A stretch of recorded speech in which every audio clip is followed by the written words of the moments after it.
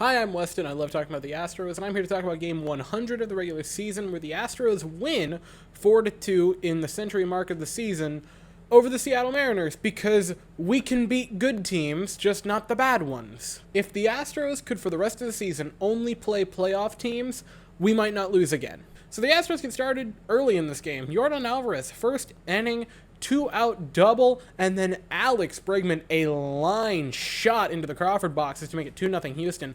Their connection's starting to heat up again.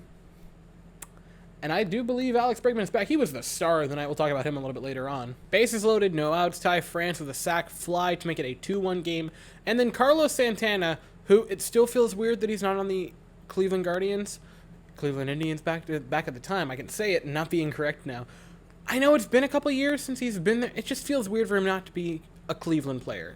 I'm not used to it yet. He would get an RBI ground out and tie it too. So, Urquidy gave up a pair of runs, and they were earned because he loaded the bases with no outs. But at the same time, they weren't scored on hits, they were scored on outs, which is funny. That is quintessential Jose Urquidy. If I had to, bottle the essence of Jose Urquidy, it would be that. Which, speaking about Urquidy, let's talk about him briefly, because he made some comments after the game when asked about it, we're coming up on the deadline, and Urquidy's a name that could be traded and could be moved. It's definitely out there, and he was asked about it, and he's like, yeah, I don't want to leave. I would rather stay here, but he accepts the fact that it could be coming, and it's just the truth. Urquidy is a solid player, but not good enough where he's protected. He would be the person you're probably replacing with a trade for a Luis Castillo or Frankie Motos. Couldn't think of it there.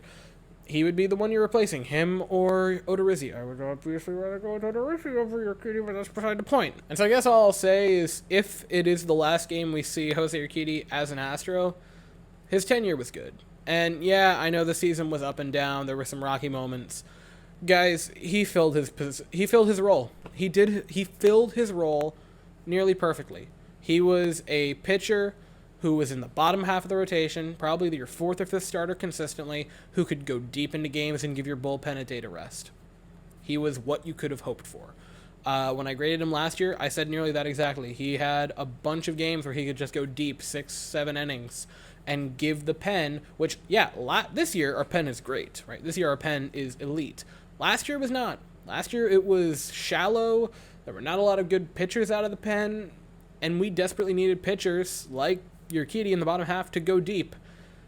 And he gave us solid outings and solid innings to help us last year. So regardless of anything else, Urquidy's time as an Astro, he did his job. And no, he's not an all-time great, but he is, in my opinion, a slightly underappreciated pitcher, and I'm happy we got to see what he did.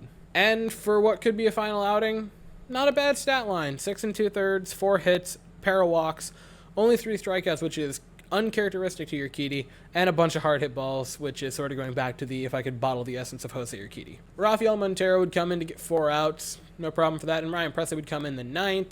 He would get the save. Pair of strikeouts, would give up a base runner. That was a bummer. His streak ends at 32 consecutive base runners retired, or consecutive hitters retired. I mean, hey, good rebound. But I'm getting ahead of myself, you see, because 8th inning, Astros in a tie game.